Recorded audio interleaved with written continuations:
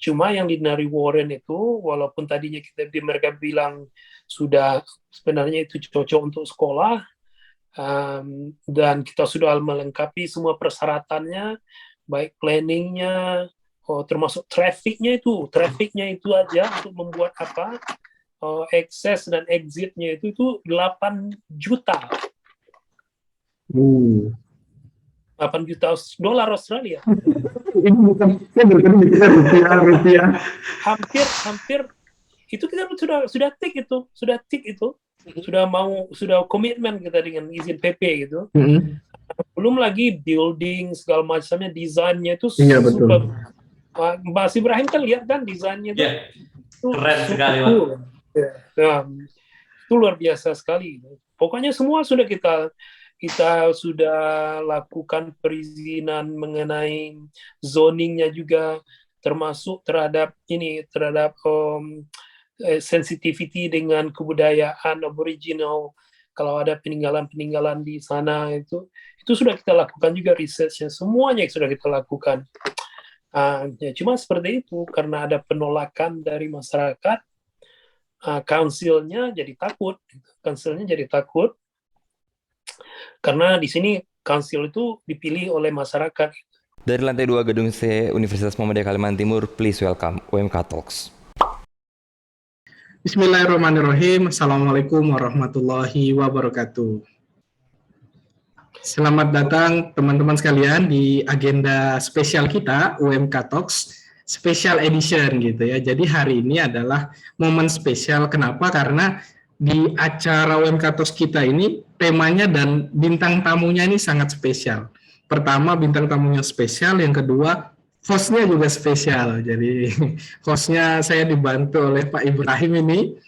Pak Ibrahim merupakan Kepala Urusan Internasional UMKT, dan tamu luar biasa kita Bapak Muhammad Edwards. Nah, supaya mau cari tahu lebih dalam ini tentang siapa sih Pak Muhammad Edwards ini, saya persilahkan kepada Pak Ibrahim. Monggo. Oke, terima kasih Pak Ade. Ingin saya perkenalkan bahwa memang Pak Ustadz Ustadz Muhammad Edwards itu luar biasa. Saya bertemu di tahun 2018 di saat itu kunjungan MIIS, Monash Indonesia Islamic Society, dan arahan beliau menunjukkan ya lokasi pendirian Muhammadiyah Austra College pada saat itu, dan lokasinya sangat luar biasa sekali. Dan pada saat itu juga beliau merupakan ketua PCIM Muhammadiyah Australia. Mungkin untuk lebih jauh, Pak Edward bisa memperkenalkan diri juga kepada audiens terkait PCIM Australia dan juga Muhammadiyah Australia College. Bismillahirrahmanirrahim. Assalamualaikum warahmatullahi wabarakatuh. Waalaikumsalam. Assalatu wassalamu ala rasulillah wa ala alihi washabihi wa mawalah. Asyhadu an la ilaha illallah, asyhadu anna Muhammadan abduhu wa rasuluh, la nabiyya ba'da, amma ba'd. Mas Ade, Bang Ibrahim ini, terima kasih sudah diberi kesempatan untuk bergabung dengan UMK Talks. Seperti diperkenalkan tadi, nama saya Muhammad Edwards. Saya sebenarnya aslinya orang Minang, jadi jangan tertipu dengan Edwards di belakangnya. Saya dalam kapasitas ini, insya Allah diundang sebagai kepala sekolah prinsipal dari Muhammadiyah Australia College, dan apalagi saya sudah berkeluarga, anak 3. Barusan tadi saya kasih tahu Mas Ade, Mas Ibrahim baru seminggu yang lalu menjadi punya menantu. Alhamdulillah, anak saya paling besar sudah menikah. Terus apalagi kok aslinya Sumatera Barat, Padang Panjang, kota kecil itu. Ibu saya, Allahyarhamha, itu adalah guru di salah satu guru senior pertama di Dinia Putri Padang Panjang. kalau pernah dengar sekolah itu khusus putri. Um, ya alhamdulillah dekat ajaran dan kegigihan ibu mengajarkan agama pada kami dari kecil. Bekal inilah yang saya bisa gunakan di sini untuk berdakwah di tanah rantau ini, di Down Under Land di Australia ini gitu. Saya sudah di Australia ini 26 tahun, ya, jadi separuh umur saya itu sudah di sini. Lama Pak ya. Alhamdulillah. Barangkali itu aja ya Mas Ade ya. Siap. Yang ditanyakan nanti lebih lanjut. Oke Pak, mungkin banyak yang ingin tahu ya, warga Muhammadiyah atau warga Muslim atau warga Indonesia secara umum, awal pertama bisa ke Australia dan bisa mengembangkan Muhammadiyah di Australia itu seperti apa Pak?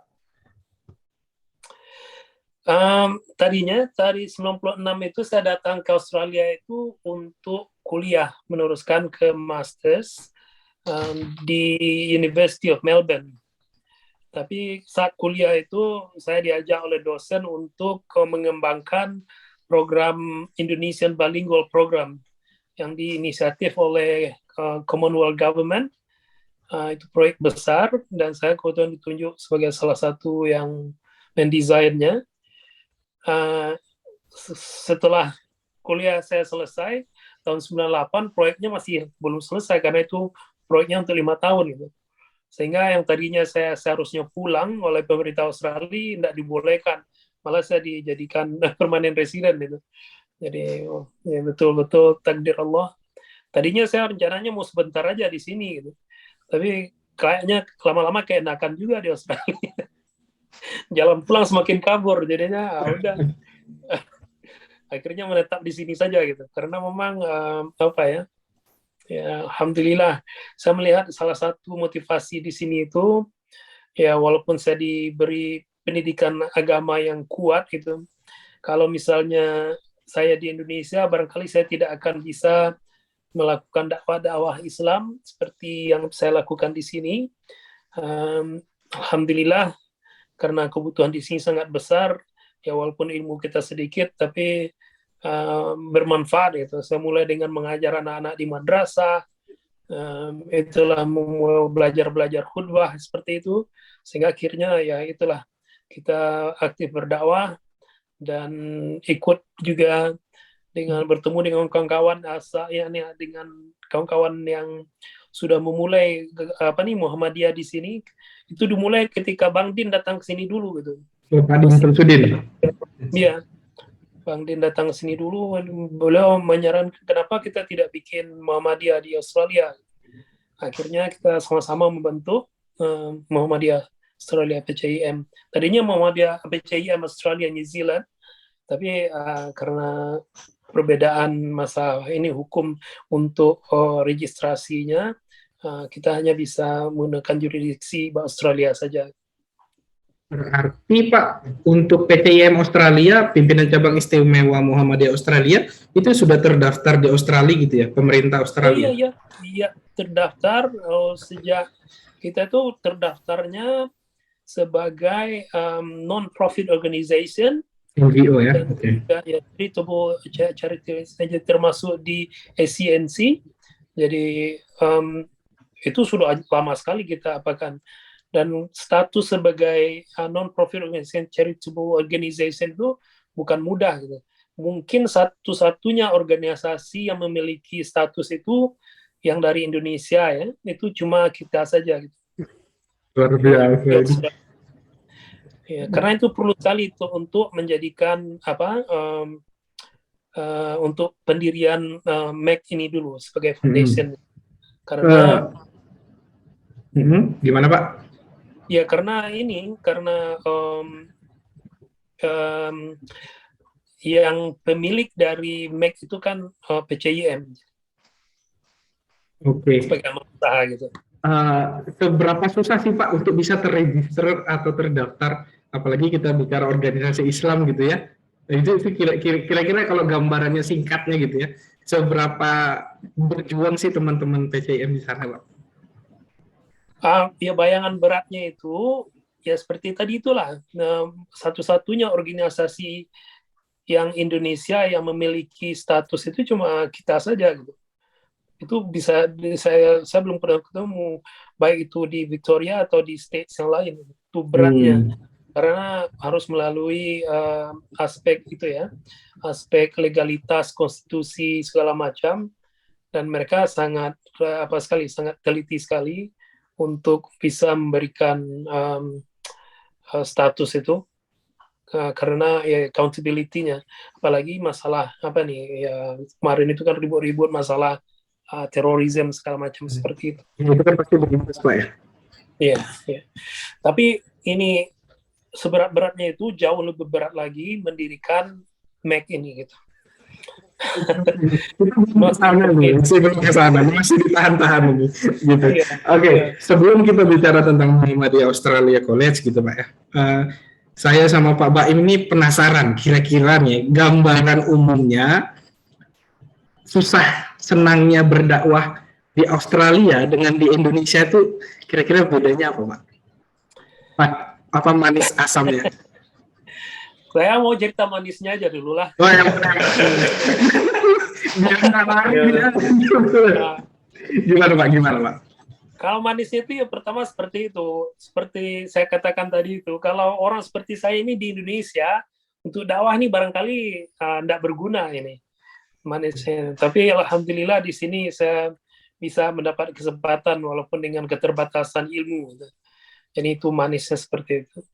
Kemudian manisnya itu juga kita di sini bisa berdakwah itu dan melepaskan diri dari aspek-aspek budaya, aspek-aspek adat, karena kita harus ini gitu berhadapan dengan orang yang dari latar belakang yang bermacam-macam gitu. Dan subhanallah ini kita lihat ya, itu makanya saya lihat dakwah Muhammadiyah itu sangat universal. Karena kita tidak melakukan sesuatu yang menghindarkan hal-hal yang maaf ngomong, yang klinik-klinik gitu kan, yang ritual-ritual yang tidak ada nasnya, baik dari Quran sehingga dakwah kita itu diterima oleh semua pihak gitu. Dan ini suatu suatu keberkahan yang luar biasa dengan dakwah Muhammadiyah gitu, dengan manhaj kita itu. Dan itu ini kayak seperti sekarang kita ya, saya diterima bukan hanya di komunitas Indonesia saja. Selain mendakwah, saya ini juga penghulu registered celebrant yang tugasnya menikahkan orang. Mas Ibrahim tahu lah itu. Sekarang dia itu coba-coba itu. Siap. Luar biasa. Saya itu lebih banyak menikahkan orang-orang yang non-Islam, yang non-Indonesia. Indonesia, betul. Indonesia, justru yang Indonesia itu barangkali tidak lebih dari 2%, 3%. Saya lebih banyak menikahkan nationalities Turki, Bangladesh, India, Malaysia, Pakistan, Arab, semuanya gitu. Dan itu kita bisa diterima kemana-mana gitu. Jadi subhanallah itu suatu keberkahan yang luar biasa sekali. Dan yang manisnya lagi itu adalah suatu privilege yang sangat luar biasa sekali. Kita tuh bisa berdakwah ke orang-orang yang non Muslim di sini gitu. Dan itu subhanallah ini saya di website saya itu saya mengajak atau menghimbau, if you want to learn more about Islam, have you got any questions, you want to learn more about Islam, and itu kan saya offer them, come and then we can talk over a cup of tea gitu kan, sama relax, karena banyak orang itu, dan alhamdulillah banyak yang datang ke sana, datang ke rumah saya ini. Jadi mereka datang bertanya, dan subhanallah hampir semua yang datang itu, hampir semuanya itu end up being Muslim gitu. Jadi ini barangkali kalau saya katakan ini ya, ini kalau di Indonesia, there's no way saya bisa mengislamkan, maksudnya membimbing orang menjadi Muslim sampai di atas 300 orang lebih gitu itu tidak akan mungkin saya bisa lakukan kalau saya menetap di Indonesia gitu. Jumlahnya, apalagi dengan keterbatasan seperti itu. Jadi ini suatu keberkahan yang luar biasa sekali, opportunity ya, pintu-pintu amal yang dibukakan oleh Allah pada saya karena berada di sini gitu. Nah, Keren. Sedih. Kalau cerita sedihnya gimana Pak? Perjuangan kerasnya itu, tadi kan manis sudah nih Pak, yang agak sedih-sedihnya gimana Pak? Aduh, Silahkan. sedihnya nggak banyak itu. Kalau sedihnya itu ya memang dakwah itu konsekuensinya pasti ada tantangannya gitu ya. Pasti ada tantangannya. But that's part of dakwah gitu. Kadang-kadang tantangannya itu datang dari orang-orang yang paling dekat dari kita gitu. Iya, bisa jadi orang sekampung, bisa jadi orang serumpun di Indonesia. Betul. Gitu. Berarti memang ini Pak ya, memang ya harus diakui memang lebih berat berdakwah di Indonesia itu sendiri ya ketimbang di sana. Tapi di sana kan ada Islamofobia Pak. Gimana menghadapi Islamofobia itu? Ya, itu juga kita apakan sekarang. Walaupun di sini sebenarnya kita beruntung di Victoria ini tidak seperti di state-state lain. Oh, oke. Tapi seperti saya katakan tadi Mas Ibrahim, itu kita mau mendirikan yang di lokasi pertama itu penolakan dari masyarakat itu sangat keras sekali, dan itu hanya karena kita akan mendirikan suatu institusi Islam gitu. Ada nama Muhammadiyah, ada nama Islam di sana gitu. Jadi kebetulan councilnya itu sudah agak keluar. Orang di sini, orang di kota itu lebih toleran. Nah, orang-orang yang agak keluar itu mereka ketakutan mereka itu lebih tinggi gitu. Jadi kita tidak dapat planning permit di sana tidak diterima, itu bukan karena kita kekurangan memenuhi persyaratan itu segala macam gitu. Memang karena ya councilnya dan masyarakatnya itu ya ada ketakutan gitu, terhadap Islamnya, Islamofobia seperti itu. Itulah tantangan seperti itu. Allah alam gitu ya. Malahan penolakan di sana itu justru membuat kita pindah ke lokasi Melton ini, dan itu menjadi suatu blessing in disguise gitu. Karena dengan itu dengan kita pindah ke sini ini, subhanallah, kita lihat itu kita lebih diterima dan juga masyarakat muslimnya lebih banyak di sini. Jadi kita lebih banyak gitu melihat prospek ke depannya jauh lebih baik daripada di dulu gitu. So itulah, kita tidak tahu ya. Wa makarullah gitu. Allah mempunyai skenario yang lebih baik. Kita cuma bisa berusaha dan bersabarnya. Ya, keren sekali Ustadz ya, terkait tadi perjuangan Muhammadiyah dan juga Muslim pasti banyak penolakan karena memang minoritas ya. Tapi memang agak tantangannya juga lebih di Indonesia, bahkan sesama pun kita masih ada penolakan. Terkait perjuangan, waktu saya dulu ke Narawaren itu kan dulu sudah mulai ada master plan bangunan yang akan dibangun, kemudian bentuk sekolah dan lain sebagainya. Itu perjuangannya Ustadz tuh berapa lama sampai bisa tembus, baik itu dari City Council, kemudian daftar kayak plan untuk buat mendirikan bangunan dan lain sebagainya, itu gimana Ustadz? Mungkin saya mundur sedikit ya. Sebenarnya ini kita mulai ide ini dulu ketika tahun 2013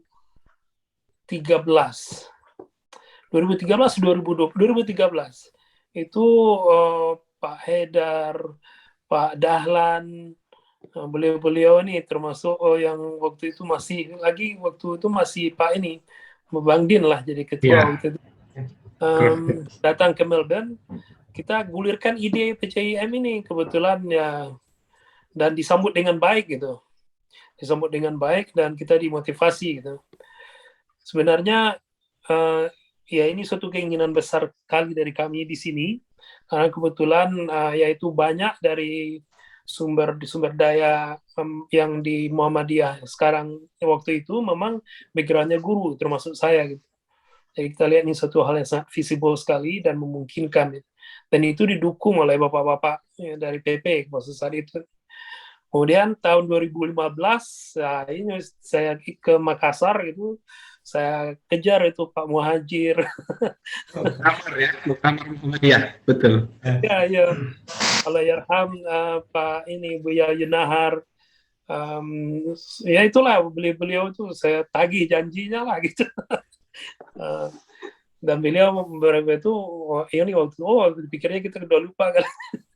Tapi ya gitu lah, pokoknya saya chase terus lah waktu itu dengan dukungan, pokoknya saya diutus oleh kawan-kawan di sini ini, Pak aja yang ke sana gitu. Jadi langsung sekalian bukan hanya sekedar menghadiri muktamar, tapi memang ada dengan misi khusus gitu. Ya itu Pak Muhajir sama kita kejar-kejar terus gitu. Alhamdulillah diberi lagi itu kan konfirmasi itu, pokoknya PP siap. Gitu. Kemudian 2017 itu pokoknya dari tahun 2015 itu kita cari lahan terus, kita cari lokasi terus. Tapi duit belum ada ini. cuma informasi. Jadi finansial itu belum siap sebenarnya, belum ready. Belum ada. Jadi kita cari tanah 2017 itu ketemu tanah yang ini gitu kan. Ketemu tanah yang di Nari Warren itu Bang Andi Ibrahim. Kita ketemu di sana itu cocok harganya, kita cek ke kansil, ini bisa didirikan sekolah di sana gitu, enggak ada masalah gitu kan. Semua kita cek dengan town planningnya pun boleh, kawasannya gitu kan, tidak industrial sebenarnya. So we take our homework gitu kan, tanahnya harganya pun dia minta waktu itu 2.200.000 gitu. 2.200.000. 2.200.000. Nah, saya berunding dengan kawan-kawan gitu, bagaimana ini gitu kan, kita ini duit belum ada ini dari PP. Udah, pokoknya kita ini aja dulu, kita tawar aja. Kalau kita kasih offer gitu, maklum lah orang Padang gitu, dimintanya 2.200.000, saya minta 1.700.000 gitu. Ini dolar atau rupiah, Pak? Dolar. Oh. Berarti kalau dirupiahkan sekitar berapa itu, Pak? 2.200.000 berarti 25 miliar lah. Lumayan ya. Tapi tanahnya 10 hektar lebih. Oh, besar ya, betul. Worth it sih. Iya, kita pokoknya itulah, kita negosiasi. Pokoknya itu akhirnya dia setuju jual 1.800.000 gitu. Itu jauh sekali apanya, dibilangnya tadinya itu kamu gila ini minta kau, tapi uangnya udah ada Pak pas di 1,8 juta dolar itu. Belum ada. juga. Not even a cent. Ini kok bisa yakin Pak? Not even a cent. Sama sekali nggak ada Pak ya.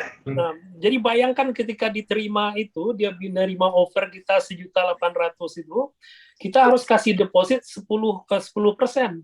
10% enggak ada. 1.800. Bukan, 180.000, betul. Ada 180.000. Waduh. Itulah akhirnya itu saya ambil ini aja. Kebetulan rumah saya waktu itu ini saya ambil pembayaran rumah saya pakai itu aja dulu gitu. 180.000 itu. Baru lapor ke PP. Modal pribadi dulu Pak ya. Jadi pakai duit itu pun ya itulah risiko kalau PP nggak mau itu udah hilang aja. Tapi saya yakin lah mungkin bawa PP ini gitu. Akhirnya baru kita tahu, baru PP ini gitu kumpulkan seluruh seluruh Universitas Muhammadiyah yang mereka kemudian membuat melakukan sumbangan gitu.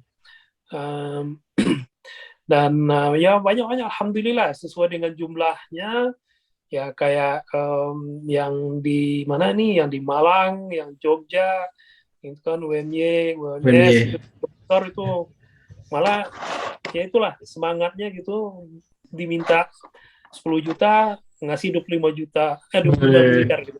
3 miliar kasih itu yang besar itu. Dan ya itulah, dengan ini aja, dengan Insya Allah saya sebenarnya yakin lah, tidak mungkin bahwa Pak PP ya itu akan menyia-nyiakan janjinya seperti itu. Alhamdulillah seperti itu. Ya itulah, uang saya terganti, tanah pun terjual. Oke. Setelah didapatkan, kemudian gimana lagi cerita selanjutnya, Pak? Terkumpul uangnya? Tapi sudah dapat, itu kan. Nah, kemudian itu harus ada planning permit dulu. Jadi untuk mendirikan sekolah di sini, planning permit itu untuk dari segi buildingnya. Kemudian registrasi itu dari segi permit untuk menjalankan sekolahnya gitu. Jadi ada 2 hal untuk di sana. Jadi planning permit untuk buildings dan infrastrukturnya. Kemudian itu dengan council gitu, kalau planning permit itu. Kalau untuk registrasinya itu dengan Department of Education, namanya VRQA. Itu badan yang ngurus ke registrasi itu. Cuma yang di Nari Warren itu, walaupun tadinya mereka bilang sudah sebenarnya itu cocok untuk sekolah, dan kita sudah melengkapi semua persyaratannya, baik planningnya, termasuk trafficnya itu aja untuk membuat access dan exitnya itu 8 juta. 8 juta dolar Australia. Ini bukan rupiah. Hampir itu kita sudah tik itu. Sudah komitmen kita dengan izin PP gitu. Belum lagi building segala macamnya, desainnya itu super. Mas Ibrahim kan lihat kan desainnya itu. Keren sekali, Pak. Itu luar biasa sekali. Pokoknya semua sudah kita sudah lakukan perizinan mengenai zoningnya juga, termasuk terhadap sensitivity dengan kebudayaan Aboriginal. Kalau ada peninggalan di sana itu sudah kita lakukan juga researchnya, semuanya sudah kita lakukan. Cuma seperti itu, karena ada penolakan dari masyarakat, council-nya jadi takut, karena di sini council itu dipilih oleh masyarakat. Kalau kita di Indonesia berarti kayak wali kota gitu, Pak? Kalau council, ya wali kota. Iya, kayak kabupaten bupati. Betul. Okay. Mereka tuh jadinya takut gitu kan, sehingga akhirnya kita itu tidak dapat. Tapi alhamdulillah tahun 2020 ini ada yang jual di Melton ini gitu, sekolah yang sudah siap, yang sudah ada bangunannya. Oke. Yang sudah ada bangunannya, jadi bangunan buildingnya, office-nya, classroom-nya itu sudah ada gitu. Ini bangunannya yang di tempat kita nih, yang virtual background ini, belakang nih. Iya, betul. Itu yang kita apakan gitu. Alhamdulillah lah, itu akhirnya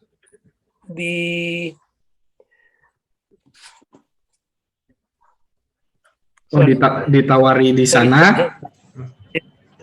Ya alhamdulillah, sekolah itu sudah ada, fasilitasnya semua sudah lengkap, infrastrukturnya juga sudah ada, termasuk playground-nya.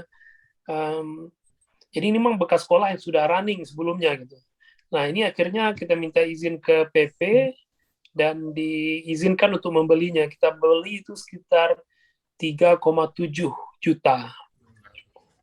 Dan Masya Allah, kami melihat sebenarnya ini suatu kepercayaan yang sangat luar biasa sekali dari PP gitu. Betul. Dari PP yang tadinya kami sudah saya pikir ya kita sudah bayangkan gitu kan, sebanyak itu yang sudah kita lakukan di Nari Warren itu ternyata gagal. Bukan hanya kita saja merasa frustasi, tapi juga kami merasa pasti PP kehilangan trust juga, bisa jadi seperti itu. Masya Allah, PP masih percaya kepada kami. malah diberi kesempatan lagi untuk membeli yang ini dengan harga yang jauh lebih mahal lagi, 3,7 juta, sekitar 45 miliar lah. Enggak murah. Ya. Luar biasa. Ya. Itulah. Dan alhamdulillah dengan itu kita beli akhir tahun 2000, kemudian tahun 2001 itu kita dari tahun 2020 itu sampai 2001 itu kita urus kepengurusannya gitu. Apa nih registrasinya? Dan registrasi ini ya seperti saya katakan tadi, itu tuh sulitnya itu jauh lebih sulit lagi. Jadi karena di sini peraturan itu kita tidak bisa running school itu sebelum sekolah itu betul-betul mereka yakin siap gitu dari segi accountability, masalah legal aspeknya gitu, masalah financialnya gitu. Jadi harus betul-betul tidak untuk mencari keuntungan gitu. Dan semua measures itu harus di put in place gitu. Jadi tidak ada masalah student safety gitu, keselamatan murid. Di sini tidak bisa ditawar-tawar gitu. Jadi kita tuh membuat dokumen itu student school policies itu setebal ini. Dan truly itu word by word, kata per kata itu diteliti gitu. Sehingga tidak ada loopholes untuk untuk menyebabkan nanti misalnya anak-anak keselamatannya tidak terjamin gitu. Kurikulumnya ada diajarkan yang tidak gitu kan. Masalah pertanggungjawaban keuangannya bisa disalahgunakan, masalah aspek legalnya semuanya harus right gitu. Dan itulah beratnya. Kalau saya mau menceritakan perbandingannya dengan mendirikan sekolah di Indonesia, susah menjelaskannya. Tapi bedanya di rambut saya ini karena memutihnya ini karena itu. Tapi subhanallah, ini satu yang ini ya, kita ini mau ada suatu tim di sini yang sangat-sangat komit sekali. Jadi ini jangan bayangkan ini yang kerja itu saya sendiri aja. Kita ada suatu tim yang masya Allah ini adalah the best team. Kita ada Ustadz Hamim, masya Allah, ada Bang Tengku Nanta orang Aceh. Ustadz Hamim itu dari mana ini, Jawa Timur. Kemudian ada Sister Anita dari Palembang, ada Pak Wahyu dari Palembang juga, campuran Jawa Palembang. Ada Pak Pak Dahlan juga tim juga, masya Allah, alhamdulillah. Kemudian ada itulah, pokoknya banyak tim di sini yang betul-betul komitmen mereka itu. Kita bertemu itu, yang bertemu muka sekali seminggu itu wajib. Belum lagi meeting setiap malam itu bisa dalam seminggu itu bisa 3 kali 4 kali. Bayangkan. Karena itu betul, karena ini seluruh dokumen policy itu harus itu betul-betul perfect. Nggak bisa satu kata aja salah, itu akan menyebabkan bisa menjadi loophole gitu. Ya, Pak. Benar yang kita buat kita semua ini gitu. Terjebak, dan yang akhirnya kalau mereka saat membiarkan, ya pemerintah bisa bertanggung jawab terhadap kesalahan kita gitu. Makanya mereka make sure kita itu betul-betul got it right from beginning.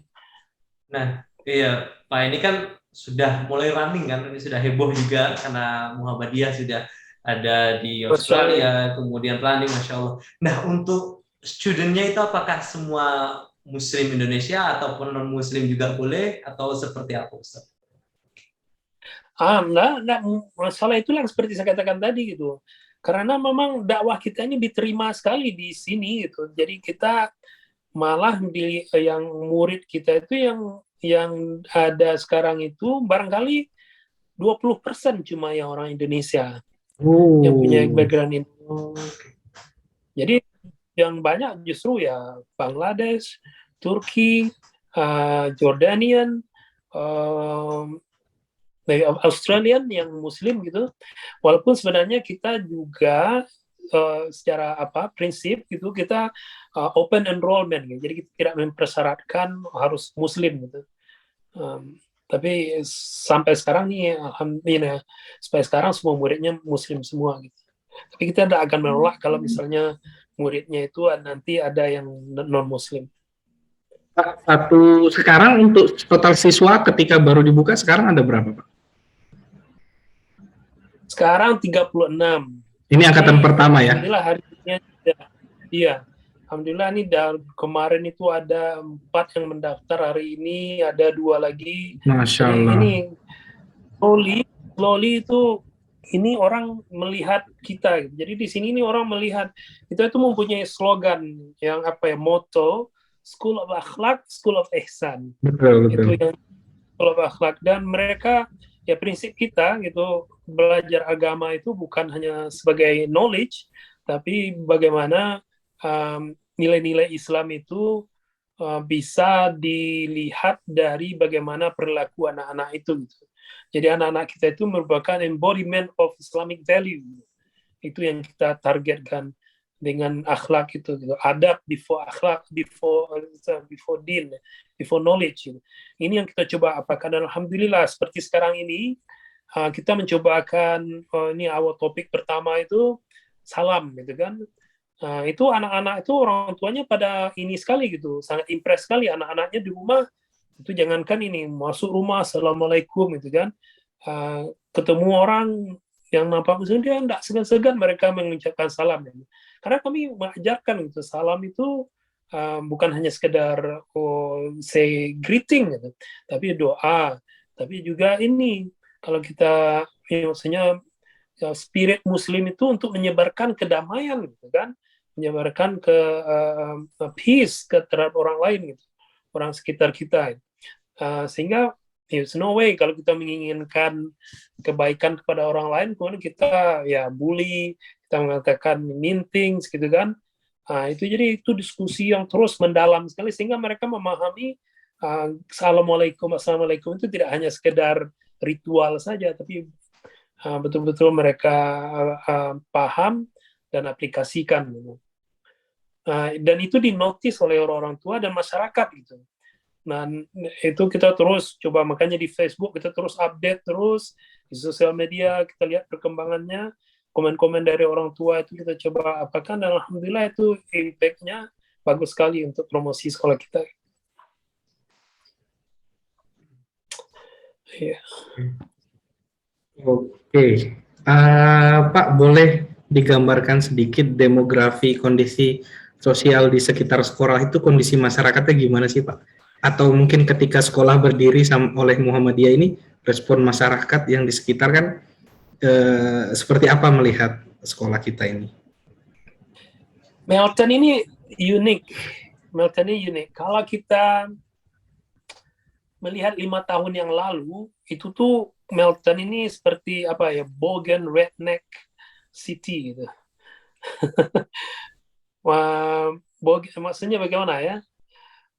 Orang yang betul-betul kampungan, tidak melihat banyak, tidak banyak melakukan perjalanan gitu ya, seperti kata dalam tempurung gitu kan. Jadi bogan itu jadi pemabuk, rasis itu biasanya. Ya. Jadi itu 5 tahun yang lalu. Jadi 5 tahun yang lalu itu berdiri satu sekolah Islam di sini, itu namanya Al-Iman. Dan itu menarik banyak orang-orang Islam ke sini gitu. Dan waktu mereka buka itu banyak sekali tantangan yang dihadapi dari masyarakat, gangguan-gangguan termasuk vandalisme gitu. Ya banyak lah tapi itu masyarakat terus, orang-orang Islam karena sekolah itu banyak berpindah terus sehingga Al-Iman itu pun ya kewalahan juga.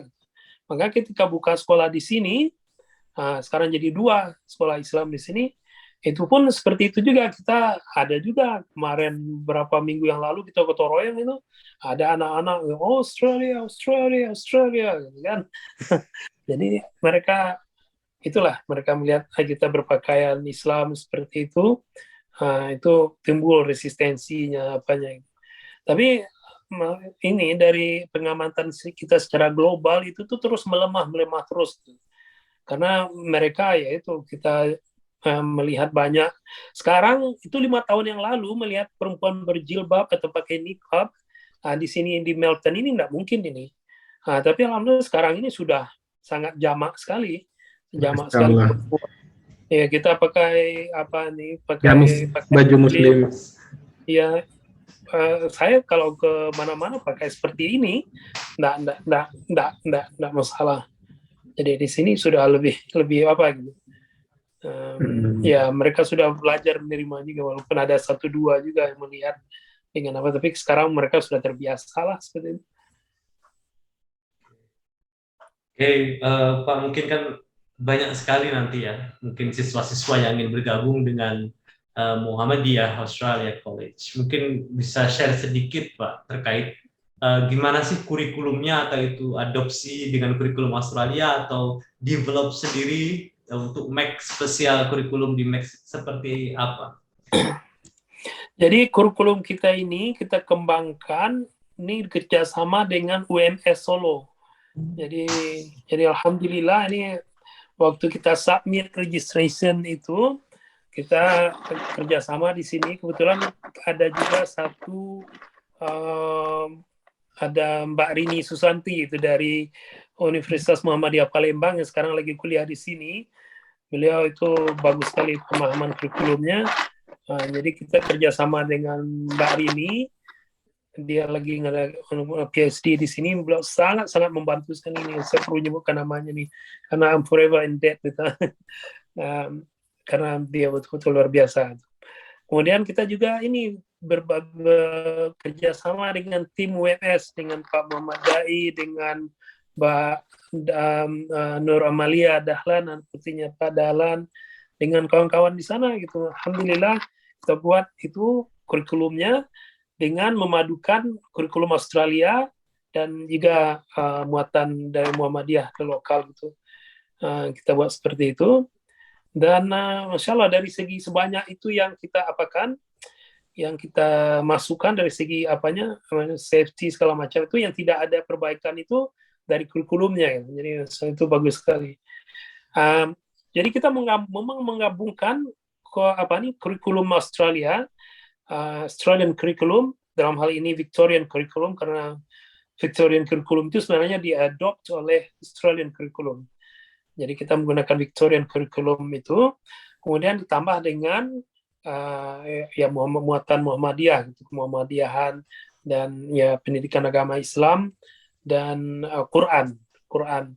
Tapi penekanan kita mau betul-betul Quran dan akhlak ini. Jadi kita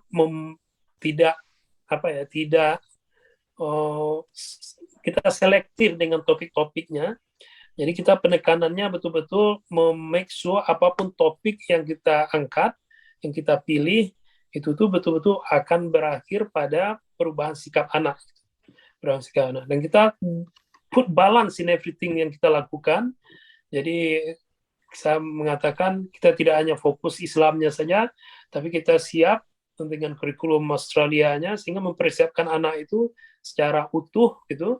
Bukan hanya secara Islami mereka kuat, secara agama religius, tapi juga secara skills dan mental traits-nya itu tuh kuat gitu, untuk baik itu dari segi kemampuan berkomunikasi, berpikir kritis, taking challenge, itu kan entrepreneurship, semua yang seperti itu kita apakan. Termasuklah IT segala macam.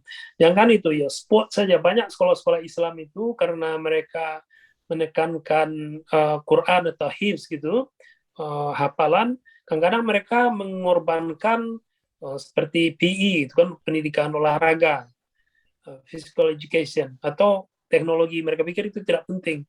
Kita tidak mau seperti itu. Kita melihat kalau PE itu bagus, penting untuk kesehatan anak dan juga untuk confidence mereka, gitu, self esteem mereka. Gitu.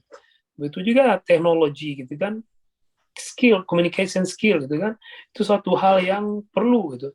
kalau ilmu saja, kalau kita tidak bisa mengkomunikasikan permasalahan, offer solution seperti itu, there's no way, tidak perlu, tidak berguna gitu. Sementara tuntutan lapangan pekerjaan itu membutuhkan kemampuan untuk berkomunikasi. Seperti itu. Jadi we want to equip them, for all the things that they need in the future. So they become like a global citizen that can contribute pada wider community. Luar biasa. Saya kok bergetar mendengar cerita Pak itu, Pak. Artinya apalagi ingat perjuangan awal. Saya tuh yang hampir nggak habis pikir itu bagaimana bisa teman-teman PCM Australia ini yakin nawar padahal belum punya uangnya gitu.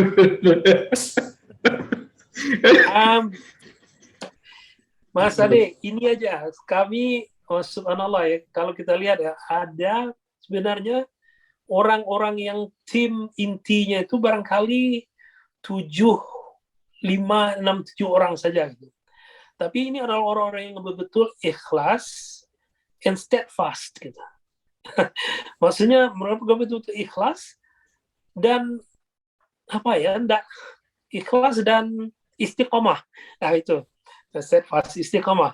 Jadi mereka itu seperti itu loh, sudah jatuh itu kan waktu gagal di itu sebenarnya secara mental kita tuh sudah kena sekali gitu. Tapi Masya Allah, nah itu kunci menurut saya yang paling orang-orang yang betul-betul ikhlas dan istiqomah. Mereka keikhlasannya itu ini yang sudah betul, dan waktu yang dikorbankan, uang yang dikorbankan, itu waktu dengan keluarga, waktu bersenang-senang segala macam yang mereka seperti itu, mereka mau sumbangkan untuk ini. Ini pengorbanan banyak orang, termasuk tentunya kayak Universitas PTUM ya, perguruan tinggi Muhammadiyah yang ada di Indonesia, dan ya seluruh dan doa-doa dari warga Muhammadiyah tentunya, warga Muhammadiyah. Karena ini tentunya kita tidak tahu doa siapa yang dijabah oleh Allah. Barangkali postingan di Facebook mereka mendoakannya, justru doa seperti itu yang didengar oleh Allah. Oke, Pak Edward, karena waktu kita terbatas gitu ya, apalagi di sana juga sudah malam gitu. Ini ada pertanyaan akhir, pertanyaan pamungkas. Ini kita ada 2 pertanyaan ini Pak. Yang pertama sekaligus menutup sesi kita pada special edition kali ini ya. Walaupun sebenarnya saya tuh pengen cerita lebih panjang lagi, tapi ya mungkin insya Allah mungkin ke depan next time insya Allah kita bisa diberikan waktu yang lebih lama. Pertanyaan pertama, the first question is, Pak, ketika jatuh bangunnya usaha teman-teman PCM Australia, Bapak dan teman-teman sekalian, ketika ditolaknya dan kemudian bangkit dan sampai sekarang berdirinya Muhammadiyah Australia College ini, gitu ya, apa yang Bapak rasakan dan apa yang ingin Bapak sampaikan ke orang-orang di luar sana, gitu. Kita pengen tahu, nggak gampang gitu Pak ya, sudah berkorban finansial, spiritual, mental, finansial gitu ya, keluarga, waktu dan segala macam. Ketika di-achieve keberhasilan ini, Muhammadiyah, sekolah Muhammadiyah berdiri di Australia gitu. Apa yang mau Bapak katakan ke penonton, ke teman-teman di luar sana, khususnya di Indonesia gitu ya. Gitu. Itu yang pertama Pak. Yang kedua, ini kita mau dapat motivasi khusus dari Pak Edward untuk teman-teman mahasiswa di tempat kami Pak, di Universitas Muhammadiyah Kalimantan Timur. Kira-kira pesan apa Pak yang bisa Bapak sampaikan biar mahasiswa-mahasiswa ini dengar gitu loh. Ternyata di dunia ini dunia ini luas banget gitu ya gitu. Nah itu Pak, 2 pertanyaan itu mudahan bisa dijawab ya, silahkan.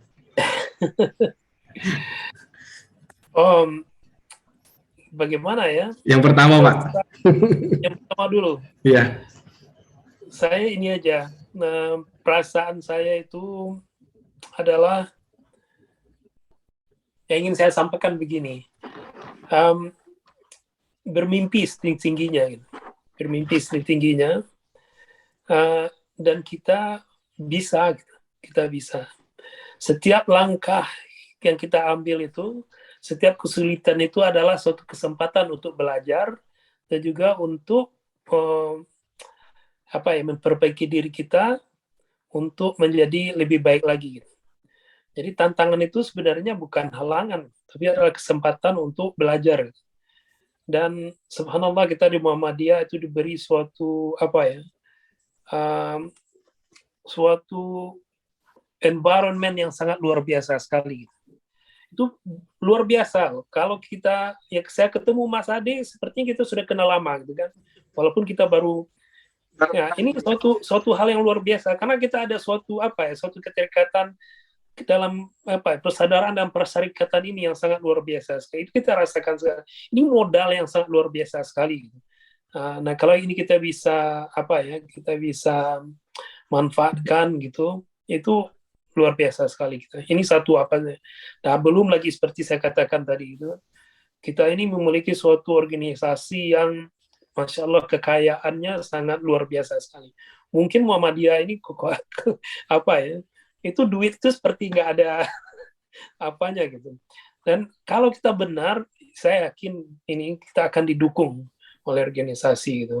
Bukan hanya dari segi yang kecil-kecil. Makanya saya sangat sekali. Jangan kita jangan hanya sekedar mimpi yang rendah-rendah saja gitu. Ya, gunakan kesempatan ini, potensi kita ini, lingkungan kita ini, persyarikatan kita ini untuk membuat kontribusi-kontribusi yang besar untuk kita umat dan juga untuk masyarakat luas. Itu insyaallah. Yang kedua ini Pak, spesifik untuk mahasiswa-mahasiswa kita ini Pak, mungkin ada pesan yang mau disampaikan biar teman-teman ini melihat bahwa ya dunia ini sangat luas sekali gitu, bahkan Muhammadiyah juga bisa sampai ke Australia. Gimana Pak? Ini Mas Ade, saya dulu tahun 96 itu, saya baru tamat kuliah, itu tuh saya mencari beasiswa itu kayak orang gila, kirim sini, kirim sana kan. Prinsipnya nothing to lose gitu kan. Kalau diterima, alhamdulillah. Kalau nggak diterima, paling nggak saya sudah coba gitu kan. Ya betul. Ini spirit yang harus kita lakukan. Yang pokoknya mencoba aja, coba terus. Satu lagi, kita tidak tahu di mana kita akan ditakdirkan oleh Allah hidup kita. Gitu. Kita cuma berusaha sebaik mungkin. Apalagi kalau yang kita English background. Saya dulu juga jurusan bahasa Inggris di IKIP Padang. Saya jurusan bahasa Inggris di IKIP Padang. Kita itu mempunyai kesempatan yang luar biasa sekali. Luar biasa sekali, karena dengan kemampuan bisa bahasa Inggris itu, you can go places gitu. Kemanapun kita bisa terima, karena ini bahasa internasional. Dan gunakan kemampuan ini sebaik-baiknya. Gitu. Dan kita seperti dengan Muhammadiyah Australia College ini, kita ingin jadikan ini bukan hanya sekedar saja untuk masyarakat kita di sini. Kalau kami juga menginginkan ini bisa jadi ada seperti transfer of knowledge, transfer system untuk memperbaiki sekolah-sekolah dan juga perguruan-perguruan tinggi yang ada di Indonesia. Gitu. Jadi insya Allah in short time kita sudah bisa apakan gitu kan.